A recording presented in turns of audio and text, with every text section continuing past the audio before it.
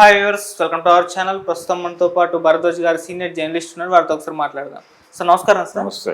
Sir Jaganmohan Reddy గారు అంటే YCP నేతలపైన దాడులు జరుగుతున్నాయని చెప్పేసి వీటిని ఢిల్లీ స్థాయిలో అంటే మొత్తం నేషనల్ వైడ్గా దీన్ని స్ప్రెడ్ చేద్దాం, దీన్ని అవేర్నెస్ క్రియేట్ చేద్దామని ఢిల్లీ వెళ్ళి తన ఎమ్మెల్యేలు ఎంపీలతో ధర్నా చేయబోతున్నారు. సార్ మరి ధర్నా ఎంతవరకు ప్రభావం చూపిస్తుంది, ఎంతవరకు టీడీపీ ఇటువంటి హత్యలు చేస్తుందని చెప్పేసి అందరిలో కూడా ఒక అవేర్నెస్ కలగజేస్తుంది? మరి ఇది ఏ రకంగా ఈ వ్యూహం ఏదైతే తీసుకున్నారో ఫలిస్తుంది అంటారా లేదా సార్? జగన్మోహన్ రెడ్డి గారు కొన్ని ఇన్నోసెంట్ అంటే ఆయన కొంచెం మారాల్సిన అవసరం అయితే ఉంది. ఓకే, అంటే రాష్ట్రపతి పాలన పెట్టాలి అని డిమాండ్తో మాట్లాడాడు నేను. ఆయన అక్కడ రషీద్ దీనికి వెళ్ళినప్పుడు, అక్కడ పరామర్శకు వెళ్ళినప్పుడు టెంట్లో ఆయన మాట్లాడుతూ రాష్ట్రపతి పాలన పెట్టాలి అని డిమాండ్ చేస్తాం, ప్రధానిని కలుస్తాం, ఇవన్నీ చెప్పాడు. అయితే ఇక్కడ ఎన్డీఏ ప్రభుత్వమే ఉంది, అక్కడ ఎన్డీఏ ప్రభుత్వమే ఉంది. ఇక్కడ ఎన్డీఏ ప్రభుత్వం మీద అక్కడ ఎన్డీఏ ప్రభుత్వానికి ఆయన రిపోర్ట్లు చేస్తాను అని చెప్పి భయపెట్టే ప్రయత్నం చేశాడు. ఓకే. రెండవది, మీ ప్రభుత్వాన్ని తీసేయమని ప్రధానిని ఆయన అడగాలి, దాన్ని ఆయన మన్నిస్తాడా అనేది ఒకటి. అంటే నా 4 ఎంపీలని మీ స్పీకర్ ఎన్నికలో మీకు అనుకూలంగా ఓటు వేయించాను కాబట్టి నా మాట వినాలి మీరు అని నిలదీసే పరిస్థితి జగన్కి లేదు. ఆయన ఏ రోజున నిలదీయలేదు. ఈ రోజునే కాదు, ఆయన రాజకీయాల్లోకి ప్రవేశించిన తర్వాత ఆయన ప్రొటెక్టివ్గా ఉంటున్నాడు. రకరకాల విషయాలు అంటే కేసులు ఉన్నాయి కాబట్టి అలా ఉంటున్నాడు అని మాట్లాడుతున్నారు, కానీ కేసులు ఉన్నవాళ్ళు సీరియస్గా దెబ్బలాడిన సందర్భాలు కూడా ఉన్నాయి. ఈయన ఎప్పుడూ కేంద్రంతో గొడవ పెట్టుకోడు. ఏ ఇష్యూ జరిగినా ప్రపంచం అంటే నాకు సంబంధం లేదు అన్నట్టుగా వ్యవహరిస్తాడు ఆయన. ఇప్పుడు ఢిల్లీలో రైతులు ధర్నా చేశారు, వైసీపీ స్పందించలేదు. ఏ జాతీయ సమస్య మీద ఆయన స్పందించలేదు. లోకల్ విషయాల మీద కూడా తెలుగుదేశం కూటమి ప్రభుత్వం ఉన్న రోజుల్లో 2-3 సార్లు భారీగా నిరాహార దీక్షలు చేశాడు, నిరసన తెలియజేశాడు తప్ప జాతీయ రాజకీయాల మీద ఆయన ఎప్పుడూ ఫోకస్ పెట్టలేదు, ఎప్పుడూ మాట్లాడలేదు. ఇటువంటి మనిషి ఢిల్లీలో ఎందుకు ధర్నా చేయాలి? ఢిల్లీలో ఎందుకు ధర్నా చేస్తున్నాడు ఈయన? ఒకటేమో కేంద్ర ప్రభుత్వానికి కంప్లైంట్ చేయటానికి, రెండోది జాతీయ స్థాయిలో దీన్ని ఎక్స్పోజ్ చేస్తానన్నాడు. ఎవరు స్పందిస్తారు నీకు? నువ్వు ఎన్డీఏ కూటమితో లేవు, ఎన్డీఏ కూటమిలోనూ లేవు. అలాంటప్పుడు ఎవరు స్పందించాలి? అసలు పరిస్థితి ఏమిటి ప్రస్తుతం? ఇండియా కూటమిలో కానీ లేకపోతే ఎన్డీఏ కూటమిలో కానీ లేని వాళ్ళు ఎవరు సభలో లేరు, మీరు తప్ప. ఎక్కడ? లోక్సభలో. రాజ్యసభలో కొంత బలం ఉంది వీళ్ళకి.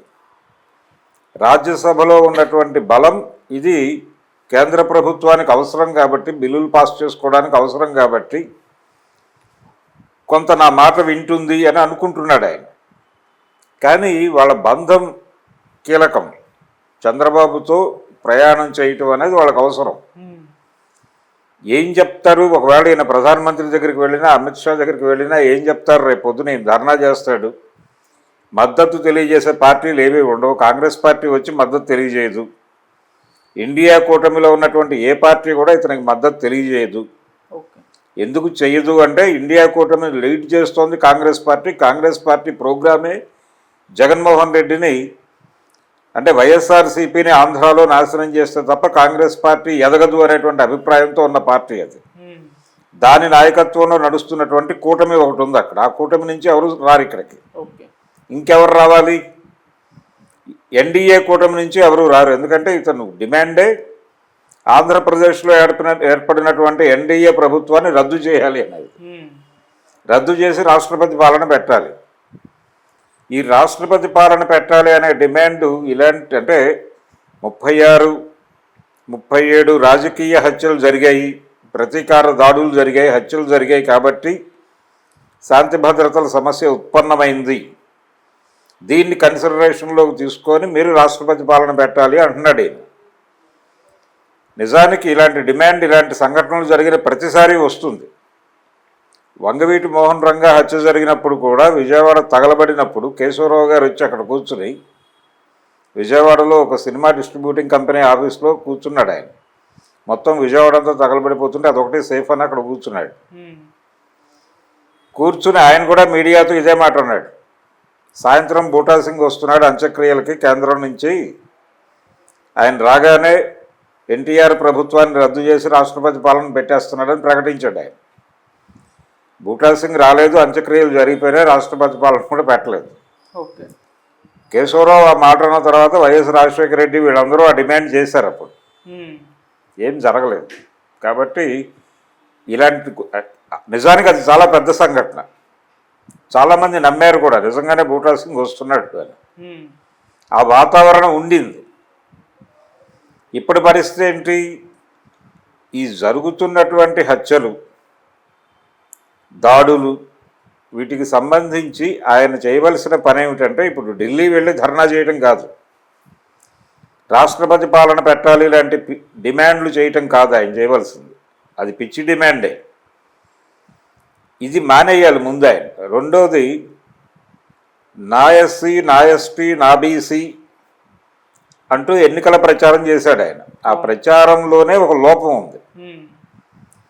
అంటే నువ్వు సమాజాన్ని ఒక సెక్షన్గా డివైడ్ చేసి ఇవి నా ఓట్లు అని చెప్పి నువ్వు ఒక సూట్ కేసులో పెట్టుకుని ఆ సూట్ కేసులకి వాలంటీర్ వ్యవస్థని ఒక కాపలాదారుని పెట్టి నా సూట్ కేసులు సేఫ్గా ఉన్నాయి నేను మళ్ళీ గెలిచేస్తాను అనే భ్రమలోకి వెళ్ళి వై నాట్ 175 అని నినాదం ఇచ్చి గందరగోళం చేశాడు ఈయన.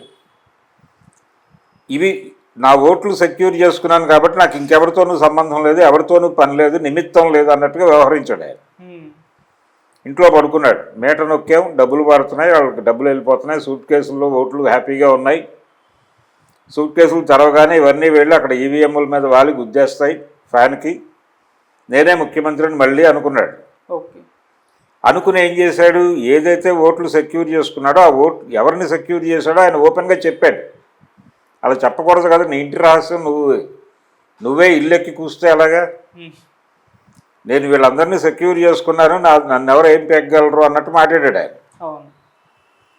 అప్పుడు ఏమైంది? సమాజం మొత్తం ఇతర సెక్షన్స్ ఉంటాయి, అవి కన్సాలిడేట్ అయినాయి. ఆ కన్సాలిడేషన్ ప్రభావం వీటి మీద పడుతుంది. ఎందుకు పడుతుందంటే ఈయన చెప్తున్నటువంటి ఈఎస్సీలు, ఈబీసీలు, బీసీల్లో కొంతవరకు తెలుగుదేశం వైపు వెళ్ళిపోయారు, కొంత పర్సంటేజే ఈయన వైపు ఉంది. ఎస్సీల్లో, ఎస్టీల్లో మేజర్గా జగన్తో ఉన్నారు.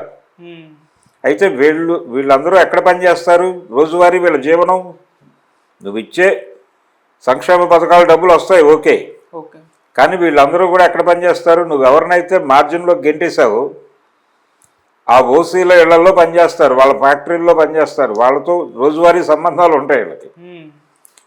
ఈ సంబంధాలు బెడిసిపోకూడతాయేమో, వీళ్ళందరినీ శత్రువులు అన్నాడు ఆయన. వర్గ పోరాటం జరుగుతోంది ఆంధ్రప్రదేశ్లో. అదేమిటి, ఒక విచిత్రమైన పదం వాడాడు, పెత్తందారులకి పేదలకి మధ్య యుద్ధం అన్నాడు. ఈ పేదల తరఫున నువ్వు వర్గ సమాజం తీసుకొచ్చి అసలు ఆస్తులన్నీ జప్తు చేసి జనాలందరికీ సమానంగా పనిచేసేలాంటి ప్రోగ్రామ్ ఏం లేదు నీ దగ్గర. ప్రోగ్రాం లేనప్పుడు ఇలాంటి పిచ్చి నినాదాలు ఇవ్వకూడదు.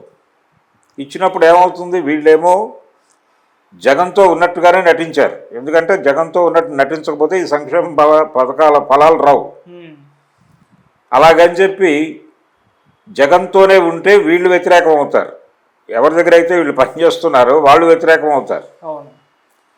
దాంతో వీళ్ళల్లో మెజారిటీ ఏదైతే నా సూట్ కేసులో పెట్టుకున్నాను భద్రంగా అని జగన్ అనుకున్నాడో వాళ్ళందరూ వెళ్ళి అక్కడ వేశారు. మెజారిటీ ఓట్లు అటు వెళ్ళినాయి.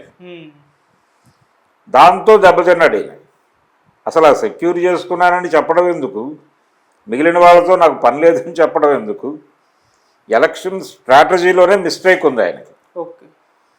నిజానికి ఆరామస్థాన్ సర్వేలో కూడా జనాలు ఆయన్ని మోసం చేశారు. ఆరామస్థాన్ని జనం ప్రాపర్ రిపోర్ట్ ఇవ్వలే అతనికి. ప్రతి ఒక్కడు జై జగన్ అన్నాడు. ఎందుకంటే అప్పటికి ఇంకా రావాల్సిన ఫలాలు ఉన్నాయి. ఇతను వెళ్ళి ఎవరికి వేస్తారు మీరు ఓటు, ఏ పద్ధతిలో వేస్తారు అని వీళ్ళు ఎంక్వైరీ చేసినప్పుడు జనం సిద్ధంగా లేరు. జగన్ వ్యతిరేకంగా మాట్లాడటానికి జనం సిద్ధంగా లేరు. దాంతో జనం తనకిచ్చిన నివేదికనే ఆయన ప్రపంచం ముందు పెట్టాడు. జగన్ గెలవబోతున్నాడు, తెలుగుదేశం ఓడిపోబోతోంది, జనసేన కొంచెం సీట్లు గెలుచుకోబోతోంది అన్నాడు. ఎవరు మోసం చేశారు? ఆయన్ని రాష్ట్ర ప్రభుత్వము మోసం చేయలేదు, లేకపోతే ఇంకో సర్వే కంపెనీ మోసం చేయలేదు, జనం మోసం చేశారు. జనం జగన్ని కూడా మోసం చేశారు. నువ్వు స్ట్రాటజీ ప్రాపర్గా లేదు, నీ ఎన్నికల ఫెయిల్యూరు, ఇప్పటికీ స్ట్రాటజీ ఫెయిల్యూరే. ఇప్పుడు కూడా ఆయన ఈ రాష్ట్రపతి పాలన అనే నినాదాలు, నేను మేట నొక్కాను, నేను ఓడిపోయాను అనే మాటలు మానేసి ఇప్పటికైనా కన్ఫెస్ అయ్యి, జనం ముందుకు వచ్చి కన్ఫెస్ అయ్యి, అయ్యా నేను అధికారంలో ఉన్నన్ని రోజులు తడబడ్డాడు ఆయన. నిన్న ఆ టెంట్ దగ్గర రషీద్ కుటుంబాన్ని పరామర్శించిన తర్వాత టెంట్లో మాట్లాడేటప్పుడు చాలా తడబాట్లకు గురయ్యాడు. అంటే పేపర్ లేకపోతే మాట్లాడలేడని ట్రోల్ మొదలుపెట్టేశారు. ఈయన కన్ఫెస్ అవ్వాలి, జనం ముందుకు వెళ్ళి ఇవన్నీ మాట్లాడటం కాదు, నా వైపు నుంచి కొన్ని తప్పులు జరిగినాయి, అది వాస్తవం, నేను గుర్తించాను, మీరు మీ బిడ్డకి గుణపాఠం నేర్పాలనుకున్నారు, గుణపాఠం మీ బిడ్డ తీసుకున్నాడు, అర్థమైంది, ఫర్దర్గా ఈ తప్పులు జరగవు అని చెప్పి ప్రభుత్వంలో ఉన్నటువంటి పెద్దలు ఈ దాడులు వెనకాల ఉన్నారు, వాళ్ళు ప్లాన్డ్గా ఈ దాడులు చేయిస్తున్నారు, చంపించేస్తున్నారు అని తెలుగుదేశం పార్టీ ఆఫీస్ ముందు కానీ చంద్రబాబు నాయుడు ఇంటి ముందు కానీ ఒక ధర్నా కార్యక్రమం చేసి వెళ్ళి ఒక డైలాగ్ మాట్లాడి ఇటువంటి రాజకీయ కక్ష సాధింపు హత్యలు ఆపుతారా ఆపరా, ఒక హామీ ఇవ్వండి, ఇదిగో నివేదిక, మేము నిర్వహించినటువంటి సర్వేలో మాకు లభించినటువంటి వివరాలు ఇవి, దీని మీద ఎంక్వైరీ చేయించండి సిట్టింగ్ జడ్జితో, దాని మీద నిర్ణయం తీసుకోండి, ఫర్దర్గా ఇలాంటి హత్యలు జరిగితే మాత్రం మేము రాష్ట్రాన్ని స్తంభింపజేస్తాం. అది కదా నువ్వు చేయవలసింది. అది మానేసి ఢిల్లీ వెళ్ళి ధర్నా చేస్తాను, ప్రధానితో మాట్లాడతాను, అమిత్ షాతో మాట్లాడతాను, ఇక్కడ రాష్ట్ర ప్రభుత్వాన్ని తొలగింపజేస్తాను, రాష్ట్రపతి పాలన పెట్టి, ఇవన్నీ అయ్యే పనులా, ఇవేవీ అవవు, శ్రమ తప్ప.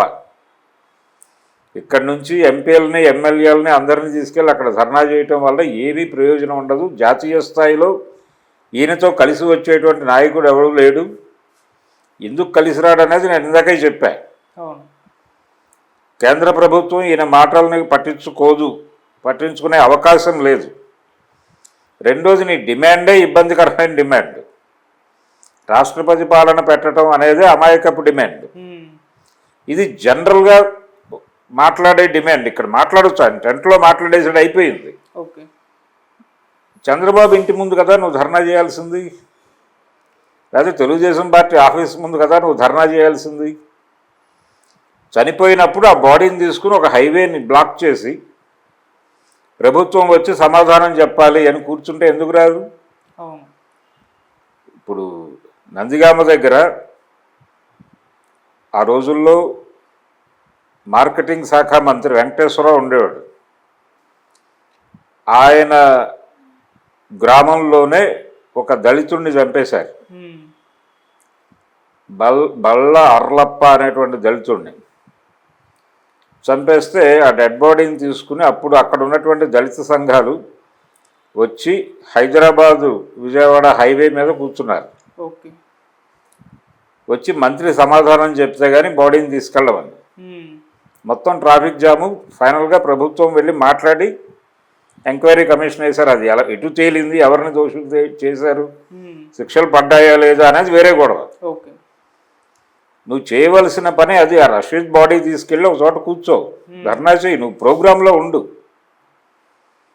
ఎన్టీ రామారావు గారు ప్రతిపక్షంలో ఉన్న రోజుల్లో ఇలాంటివి ఏమైనా జరిగితే అంటే లాయర్లు హైకోర్టు బెంచ్ కోరారు. ఏది హైకోర్టు బెంచ్ కావాలి ఎక్కడ, కృష్ణా గుంటూరు జిల్లాల మధ్య అని అడిగారు. దాని మీద మొత్తం కోర్టులు బాయ్కాట్ చేశారు. దాదాపు 2 నెలలు బాయ్కాట్ జరిగింది.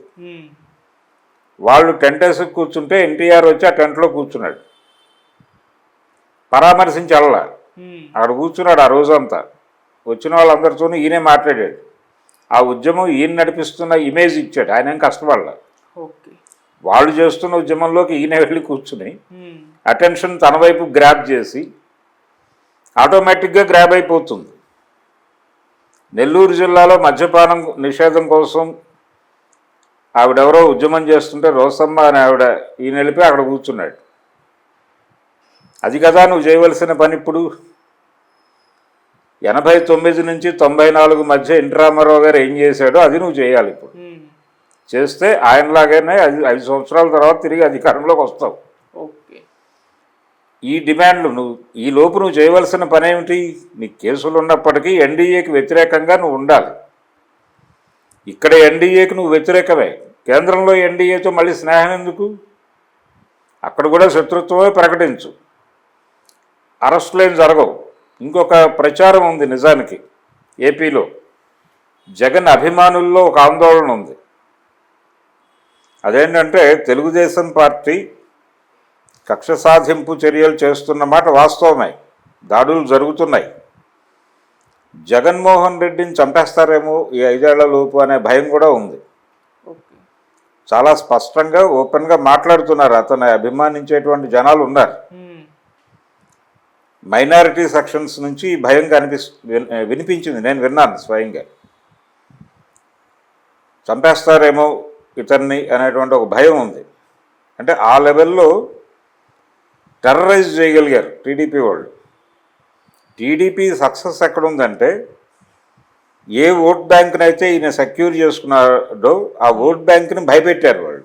ఓకే. భయపెట్టి లొంగ తీసుకున్నారు. అది ఈయన గమనించలా జగన్మోహన్ రెడ్డి. ఇప్పటికీ వాళ్ళు జగన్మోహన్ రెడ్డి మీద ప్రేమ ఉంది, వాళ్ళకి ప్రేమ ఉంది. తెలుగుదేశం అంటే విపరీతమైన భయం ఉంది. వాళ్ళు చంపేస్తారేమో జగన్మోహన్ రెడ్డిని భయపడుతున్నారు. ఇది కండిషన్. ఈ కండిషన్ని జాగ్రత్తగా క్యాష్ చేసుకునేటువంటి ప్రోగ్రాం లేదు ఇతని దగ్గర, ఓకే, జగన్మోహన్ రెడ్డి దగ్గర. ఉమ్, అది లేక ఏం చేయాలో అర్థం కాక ఈ గందరగోళం అంతా చేస్తున్నాడు. తెలుగుదేశం పార్టీ నుంచి ఖచ్చితంగా దాడులు జరిగాయి. విజయవాడ కోర్టులోనే దాడి జరిగింది. విజయవాడ కోర్టు భవనం, కొత్తగా నిర్మించినటువంటి కోర్టు భవనం పక్కనే ఒక వైఎస్ఆర్సీపీ కార్యకర్త మీద తెలుగుదేశం కార్యకర్తలు దాడి చేశారు. రాయలసీమలో కర్నూలు జిల్లాలో మాత్రమే వైసీపీ వాళ్ళు తెలుగుదేశం మీద దాడులు చేశారు. మిగిలిన అన్ని ప్రాంతాల్లోనూ తెలుగుదేశం వాళ్ళు వైసీపీ వాళ్ళ మీద దాడులు చేయటమే కనిపించింది మేజర్గా. అవును. కాబట్టి దీన్ని చంద్రబాబు సీరియస్గా పట్టించుకునేలాగా చేయగలగాలి. చేసి స్థానికంగా ఉన్నటువంటి ప్రజా సంఘాలని కలుపుకుని వెళ్ళాలి. వైఎస్ రాజశేఖర రెడ్డి చేశాడు ఆ పని, ఎన్టీ రామారావు చేశాడు. ఈయనకేమిటి ప్రాబ్లం చేయడానికి? ఎవరితోనూ మాట్లాడి, ఎవరితోనూ కలవడు. ఈ కలవకుండా నీకు సంఘీభావం ఎలా వస్తుంది? నీకు సంఘీభావం రావాలంటే నువ్వు పక్కింటి వాడి సమస్యలో నువ్వు పట్టించుకుంటే నీ సమస్యను వాడు పట్టించుకుంటాడు. ఓకే. నువ్వేదో ఆలోచించుకుని నీ పద్ధతిలో నువ్వు చేసుకుంటూ వెళ్ళి నాకు మద్దతు ఇవ్వట్లేదని గొడవ చేస్తే అలాగా? రేపు పొద్దున ఢిల్లీలో జరగబోయేది ఏమీ లేదు. బుధవారం రోజు ప్రోగ్రాం ఉంది. వెన్యూ అనౌన్స్ కాలేదు ఇంకా. ఇందాక విజయసాయి రెడ్డి గారు మాట్లాడాడు, వెన్యూ చెప్తాము అని చెప్పాడు ఆయన. చెబుతూ ఆయన కొన్ని డిమాండ్లు పెట్టాడు. ఆ డిమాండ్ల్లో ఒకటి ఆంధ్రప్రదేశ్లో ఉన్నటువంటి పరిస్థితి. ఓకే. ఆంధ్రప్రదేశ్లో ఒక లాలెస్ కండిషన్ ఉంది, ఆ కండిషన్ని మేము ఎక్స్పోజ్ చేయబోతున్నాం అన్నాడు. ఓకే. దాంతోపాటు ఇంకో డిమాండ్ చేశాడు ఆయన. ఆంధ్రప్రదేశ్లో మీడియా టోటల్గా సెక్టేరియన్గా వ్యవహరిస్తోంది, ప్రో తెలుగుదేశం వ్యవహరిస్తోంది. జగన్మోహన్ రెడ్డి వ్యతిరేకంగా మాత్రమే కాదు, వాళ్ళు విస్పరింగ్ క్యాంపెయిన్, గుసగుసల ప్రచారం, పుకార్ల ప్రచారం విపరీతంగా చేస్తున్నారు. ఉన్నవి లేనివి కల్పించి ప్రచారం చేస్తున్నారు. అలాగే వాళ్ళ యూట్యూబ్ ఛానల్స్లో షార్ట్స్ అనే పేరుతో చాలామంది, అంటే పబ్లిక్ అంటే పర్టికులర్గా వాళ్ళ కులాలకి, తెలుగుదేశం పార్టీ నాయకత్వం ఏ కులానికి చెందిందో ఆ కులం తాలూకా మహిళలు వాళ్ళు విపరీతంగా వీడియోస్ చేస్తున్నారు. దాన్ని వీళ్ళు ఒక ప్లాట్ఫామ్ క్రియేట్ చేసి జనంలోకి పంపు చేస్తున్నారు. ఆ వీడియోల్లో ఏంటి జగన్మోహన్ రెడ్డి, నీకు జరిగితే అన్యాయమా? నువ్వు పరిపాలనలో ఉన్నప్పుడు చంపేసిన వాళ్ళ పరిస్థితి ఏంటి? నువ్వు చంపచ్చా, మేము చంపకూడదా, ఈ టైప్లో మాట్లాడించేస్తున్నారు. దీన్ని పబ్లిక్ ఒపీనియన్ కింద జనంలోకి పంపు చేస్తున్నారు. ఓకే. దీనికి ప్రత్యామ్నాయ వేదిక నువ్వు నిర్మించుకోవడం మానేసి వీటన్నిటిని ఢిల్లీలో మాట్లాడి వీటిని అరికట్టమని చట్టం తీసుకురమ్మని కేంద్ర ప్రభుత్వాన్ని అడుగుతావు అంటున్నాడు విజయసాయి రెడ్డి అమాయకంగా. ఇందాక ఆయన ప్రెస్ మీట్లో డిమాండ్ చేసిన దానిలో ఇది కూడా ఉంది. అంటే మీడియా కంట్రోల్ చేయడానికి ఒక చట్టం తీసుకొస్తే ఏమవుతుంది, టోటల్ మీడియాని కంట్రోల్లోకి తీసుకుంటారు. ఆల్రెడీ జరుగుతోంది. మీడియా కంట్రోల్లోనే, మీడియా అనేది కంట్రోల్లో ఉంది, పొలిటికల్ పార్టీస్ కంట్రోల్లో ఉంది ఖచ్చితంగా. ఓకే. ఇంకా కొత్తగా కంట్రోల్లో తీసుకెళ్లేది ఏముంది, వాళ్ళు ప్రజలకి ఏం చూపించదలుచుకున్నారో, ప్రజలకు ఏం చెప్పదలుచుకున్నారో అది మాత్రమే చెప్తారు. వాళ్ళు మీ పార్టీ గురించి మాట్లాడదలుచుకోలేదు, మాట్లాడట్లేదు. మీ పార్టీని వ్యతిరేకంగా, మీ పార్టీని జనంలో వ్యతిరేకించే ధోరణులు వచ్చేలా చేయటం కోసం వార్తలు రాస్తారు. అది వాళ్ళ ప్రోగ్రాం. అది నువ్వు అన్యాయం అంటే ఎట్లా? నువ్వు చేసింది అదేగా నువ్వు అధికారంలో ఉన్నప్పుడు. దానికి ఆల్టర్నేటివ్ ప్రోగ్రామ్ ఒకటి తీసుకోవాలి నువ్వు. అది మానేసి చట్టం తీసుకురమ్మని నేను కేంద్ర ప్రభుత్వాన్ని అడుగుతాను అమాయకపు డిమాండ్లతో రేపు బుధవారం రోజు ధర్నా చేయబోతున్నారు. ఇవన్నీ ఏ ఒక్కటి అయ్యేది కాదు. వాళ్ళు ఈ భ్రమల్లో అదేదో ఢిల్లీలో కూర్చుంటే ఏదో అయిపోతుంది అనే జనాలకు భ్రమ కల్పించడం తప్ప ఏమీ లేదు. ఓపిక ఉంటే, ధైర్యం ఉంటే, ఇంకొక హత్య జరిగితే ఆ బాడీ తీసుకెళ్ళి చంద్రబాబు నాయుడు ఇంటి ముందు కూర్చుని స్పాట్లో ఇష్యూ చేయలేలాగా. వంగవీటి మోహన్ రంగారావు విజయవాడ ఎమ్మెల్యేగా ఉన్న రోజుల్లో ఒక రిక్షా కార్మికుడి హత్య జరిగితే, లాకప్ డెత్ జరిగితే ఆ డెడ్ బాడీని తీసుకుని పోలీస్ మీట్ ముందు కూర్చుని ఆయన హోమ్ మినిస్టర్ ఉన్నాడు లోపల, అతను బయటకు వచ్చి సంజయ్ చెప్పాలా. ఇమ్మీడియట్గా 5 టౌన్లో జరిగింది అది. ఆ 5 టౌన్ సిఐని అరెస్ట్ చేయాలి. అరెస్ట్ అంటే 302 సెక్షన్ కింద అరెస్ట్ చేయాలి, హత్య కింద నమోదు చేయండి దీన్ని అని డిమాండ్ చేస్తూ, చనిపోయింది రిక్షా పుల్లర్ కాబట్టి రిక్షా యూనియన్స్ అందరినీ పిలిచి విజయవాడలో ఉన్న అన్ని వంతెనలకి అడ్డంగా రిక్షాలు కట్టేయండి అన్నాడు. కట్టేశారు. టోటల్ సిటీ ట్రాఫిక్ జామ్, ఎవడు ఎటు మూవ్ కాలేని పరిస్థితి. ఇప్పుడు చెప్పు, నువ్వు వచ్చి నాతో మాట్లాడతావా లేదా అన్నాడు హోమ్ మినిస్టర్. చచ్చినట్టు వచ్చి మాట్లాడాడు. సెటిల్మెంట్ అయింది. అది కదా నువ్వు చేయవలసింది. నీ ముందు ఇంతమంది గురువులు ఉన్నారు, వాళ్ళని స్టడీ చేయాలి కదా. అది మానేసి ఢిల్లీ వెళ్ళి ధర్నా చేస్తాను, కంకిపాడు వెళ్ళి ధర్నా చేస్తాను, ఇవన్నీ పిచ్చి మాటలు మాట్లాడితే అలాగే. మీడియా కట్టడికి కేంద్ర ప్రభుత్వంతో చట్టం చేయిస్తాను. ఏం డిమాండ్లు అవి? చిన్న పిల్లవాడు కూడా నవ్వుకునే డిమాండ్లు. సలహాదారులు కూడా అలాగే ఉన్నారా సార్? అలాగే ఉన్నారు. ఇప్పటికీ ఆయనకి జ్ఞాననేత్రం తెరుచుకోలేదు. ఇప్పటికీ అమాయకంగానే మాట్లాడుతున్నాడు. నువ్వేమో యుద్ధము లేదు, నీకు వ్యూహము లేదు. వ్యూహం లేకుండా నువ్వు ఎక్స్పోజ్ అయిపోయి ఎన్నికల్లో శత్రువుకి నీ బలాలని చెప్పేసి వాళ్ళు కన్సాలిడేట్ అయి నీ మీద దాడి చేసే పరిస్థితి నువ్వే కల్పించుకుని, నువ్వెవరిని పట్టించుకోకుండా, ఎవరిని కలుపుకోకుండా యుద్ధంలో గెలుపు సాధించాలంటే ఒక ఐక్య సంఘటన ఉండాలి. నీకు ఐక్య సంఘటనకు సంబంధించిన వ్యూహమే లేదు. ఆ వ్యూహం లేక కదా నువ్వు దెబ్బతింది.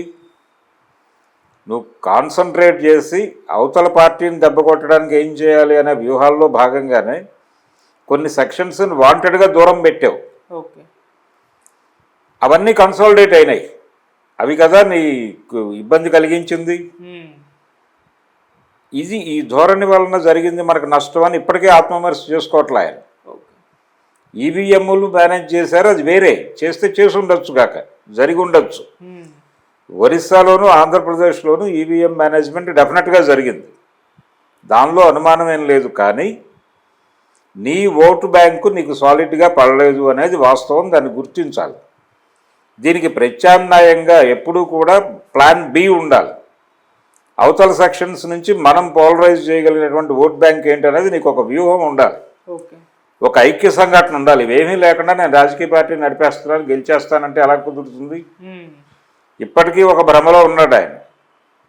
ఇప్పటికీ ఆంధ్రప్రదేశ్లో ఒక మెరుగైన పరిస్థితి ఉంది. అదేంటంటే 2 పార్టీలే ఉన్నాయి అక్కడ. రెండు బలమైన ప్రాంతీయ పార్టీలు ఉన్నాయి, టీడీపీ, వైసీపీ. టీడీపీ పాలనతో విసిగెత్తితే ప్రజలు ఈ 5 ఏళ్లలో ఆల్టర్నేటివ్ చూసుకుని జగన్మోహన్ రెడ్డి వైపు వస్తారు. జగన్మోహన్ రెడ్డి వైపు జనం రావాలంటే జనంలో కాన్ఫిడెన్స్ నింపగలిగితే వచ్చేస్తారు. ఓకే. కానీ వీళ్ళు వేరే వ్యూహంలో ఉన్నారు. టోటల్గా వైసీపీని షట్ డౌన్ చేయాలనే వ్యూహంతో ఇక్కడ మూమెంట్ నడుస్తోంది. పుకారు యుద్ధం విపరీతంగా చేస్తోంది టీడీపీ. ఓకే. దీన్ని ఎదుర్కోవడానికి ప్రాపర్ స్ట్రాటజీ లేదు నీ దగ్గర.